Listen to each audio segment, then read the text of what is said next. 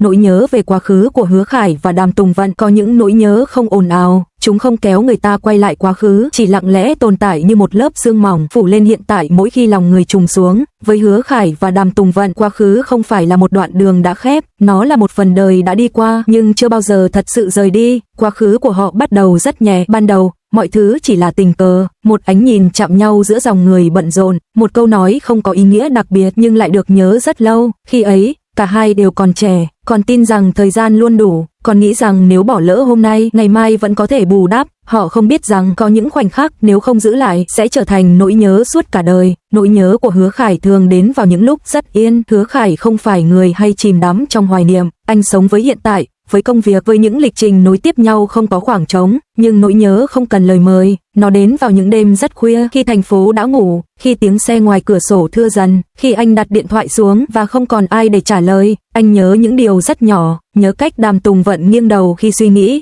nhớ thói quen im lặng của cô mỗi khi không biết phải nói gì, nhớ cả những lúc hai người không nói chuyện nhưng lại thấy đủ đầy đến lạ. Hứa Khải hiểu đó không còn là nỗi nhớ của tình yêu đang diễn ra, mà là nỗi nhớ của một thời đã từng rất thật. Nỗi nhớ của Đàm Tùng Vận âm thầm và sâu hơn. Nếu nỗi nhớ của Hứa Khải đến vào ban đêm thì nỗi nhớ của Đàm Tùng Vận lại ẩn trong ban ngày, trong những khoảnh khắc rất bình thường, khi cô đi ngang một con phố quen, khi nghe lại một bài hát cũ, khi nhìn thấy một cảnh và từng xuất hiện trong quá khứ của họ. Cô không dừng lại, cũng không ngoảnh đầu nhìn lại, nhưng có một khoảnh khắc rất ngắn, tim cô trùng xuống. Đàm Tùng Vận nhớ theo cách của người đã hiểu rõ, không phải mọi điều đẹp đều cần quay lại, nhưng mọi điều từng đẹp đều xứng đáng được nhớ bằng sự trân trọng. Những điều họ không bao giờ nói ra, có những ký ức nếu đem ra nhắc lại sẽ làm mọi thứ trở nên nặng nề. Họ chọn im lặng, không phải vì quên, mà vì quá rõ. Hứa Khải không hỏi, em có còn nhớ không? Đàm Tùng Vận cũng không nói, ngày đó chúng ta đã từng như thế nào, bởi vì cả hai đều biết có những nỗi nhớ, nếu nói ra, sẽ không còn đẹp như khi giữ trong lòng. Nỗi nhớ không kéo họ quay lại mà giúp họ đi tiếp. Điều kỳ lạ là, nỗi nhớ không làm họ yếu đi, ngược lại, nó khiến họ dịu dàng hơn với hiện tại. Hứa Khải học được cách trân trọng những người ở bên anh bây giờ, không còn xem sự quan tâm là điều hiển nhiên. Đàm Tùng Vận học được cách yêu mà không cần vội vàng, không cần giữ chặt, chỉ cần đủ thật. Quá khứ trở thành một người thầy rất yên, không dạy họ tiếc nuối, chỉ dạy họ hiểu. Có một kiểu nỗi nhớ rất trưởng thành, đó là khi bạn không muốn quay lại, không mong người kia thay đổi, không cần một cái kết khác, chỉ đơn giản là khi nghĩ về quá khứ, bạn không đau nữa, chỉ thấy ấm. Hứa Khải và Đàm Tùng Vận đã đi đến giai đoạn ấy, nỗi nhớ của họ không còn sắc cạnh, nó tròn trịa như một viên sỏi được thời gian mài nhẵn. Một đoạn rất xa khi quá khứ trở thành nền cho bình yên. Nhiều năm sau, khi cả hai đã sống những cuộc đời khác, quá khứ của họ không còn được nhắc đến bằng tên, nó tồn tại trong cách họ yêu, trong cách họ im lặng đúng lúc, trong cách họ không làm tổn thương người khác nhân danh cảm xúc. Và nếu có một ngày nào đó ký ức ấy bất chợt quay về, nó sẽ không còn là nỗi nhớ day dứt, mà chỉ là một suy nghĩ rất nhẹ.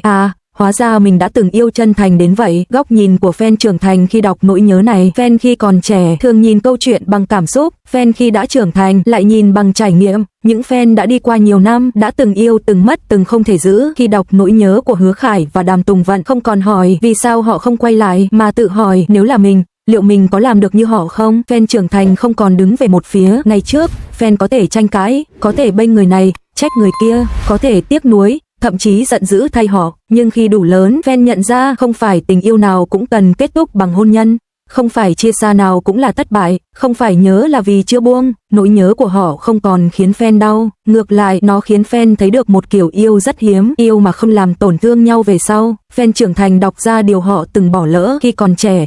Fan thường chú ý đến cao trào, những lần gặp gỡ, những khoảnh khắc rung động, những lời nói ngọt ngào. Nhưng khi trưởng thành, fan lại chú ý đến những điều không được nói ra, những khoảng lặng, những lựa chọn khó khăn nhưng tử tế. Fan hiểu rằng điều khiến nỗi nhớ này đẹp không phải vì nó dang dở, mà vì nó được đặt đúng chỗ. So sánh nỗi nhớ khi còn trẻ và nỗi nhớ khi đã đủ lớn. Nỗi nhớ khi còn trẻ, nỗi nhớ khi còn trẻ thường mang theo đau đớn, nhớ vì chưa hiểu, nhớ vì chưa chấp nhận, nhớ vì tin rằng nếu cố thêm một chút nữa, mọi thứ đã khác. Nỗi nhớ ấy hay trách móc, hay dằn vặt, hay tự hỏi, giá như khi còn trẻ người ta nhớ để níu kéo, nhớ để hy vọng quay lại, nhớ vì chưa sẵn sàng buông tay. Nỗi nhớ khi đã đủ lớn, nỗi nhớ khi đã đủ lớn lại rất yên, nhớ vì đã hiểu, nhớ vì đã chấp nhận, nhớ nhưng không mong đổi lại điều gì. Nỗi nhớ ấy không đòi hỏi, không trách ai, không cần một kết cục khác. Người ta nhớ chỉ để xác nhận với chính mình rằng mình đã từng sống rất tha. Hứa Khải và Đàm Tùng Vận nỗi nhớ của người đã đi qua đủ lâu. Điều khiến fan trưởng thành xúc động không phải là việc họ còn nhớ nhau, mà là cách họ nhớ, không làm ồn ào hiện tại, không kéo người khác vào quá khứ của mình, không biến ký ức thành vết thương. Họ để nỗi nhớ nằm yên như một cuốn sách cũ trên giá, không đọc lại mỗi ngày, nhưng biết rằng nếu cần, nó vẫn ở đó nguyên vẹn. Fan trưởng thành hiểu rằng không phải chuyện tình nào cũng cần hồi sinh, có những câu chuyện nếu cố viết tiếp sẽ mất đi vẻ đẹp ban đầu. Fan trưởng thành hiểu giá trị của nỗi nhớ không nằm ở việc quay lại, mà nằm ở việc nó đã giúp con người trưởng thành như thế nào. Và khi nhìn Hứa Khải và Đàm Tùng Vận của hiện tại, fan không còn muốn họ quay về, fan chỉ mong họ sống tốt, họ được yêu đúng cách, họ không lặp lại những tổn thương cũ. Đến một lúc nào đó trong đời, nỗi nhớ không còn khiến người ta quay đầu nhìn lại nữa, nó chỉ lặng lẽ ở đó như một vệt nắng cuối ngày còn sót lại trên bậu cửa sổ. Hứa Khải và Đàm Tùng Vận ở rất xa thời điểm ban đầu ấy rồi, mỗi người đã có cuộc sống của riêng mình, những bận rộn mới, những niềm vui mới, những trách nhiệm không thể gọi tên bằng hai chữ, tình yêu, như xưa.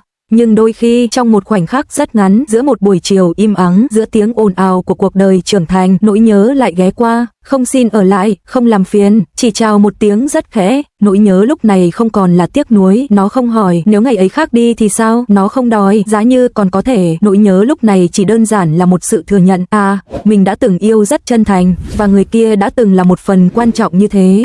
Không có đau, không có day dứt, chỉ có một chút mềm lại trong tim. Lời cảm ơn không được nói ra, có những lời cảm ơn nếu nói thành lời sẽ làm mất đi sự tinh tế của nó, và vì thế Hứa Khải không cần gửi đi một tin nhắn, Đàm Tùng Vận cũng không cần nhắc lại điều gì. Lời cảm ơn ấy nằm ở nơi sâu nhất trong lòng mỗi người. Cảm ơn vì đã từng ở đó khi cả hai còn non nớt, cảm ơn vì đã không làm tổn thương nhau đến tận cùng, cảm ơn vì đã buông tay đúng lúc.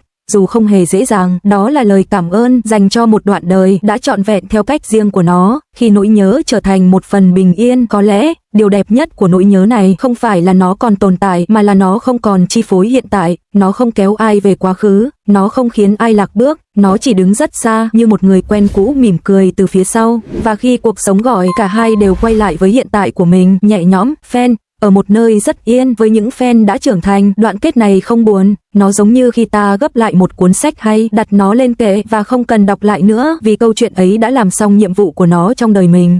Fan không mong một cái kết khác, fan chỉ thầm nghĩ cảm ơn vì đã cho chúng tôi thấy một kiểu yêu không ồn ào, một kiểu nhớ không làm đau, và một cách rời đi rất tử tế, và thế là đủ. Khi nỗi nhớ đã trở thành lời cảm ơn thầm lặng, nghĩa là nó đã hoàn thành hành trình của mình, không còn cần được kể thêm, không còn cần được chứng minh, không còn cần một hồi đáp, chỉ còn lại một khoảng ấm rất nhỏ trong tim, đủ để biết rằng có những người không cần ở bên nhau suốt đời, nhưng đã từng làm cho một đoạn đời trở nên đáng nhớ.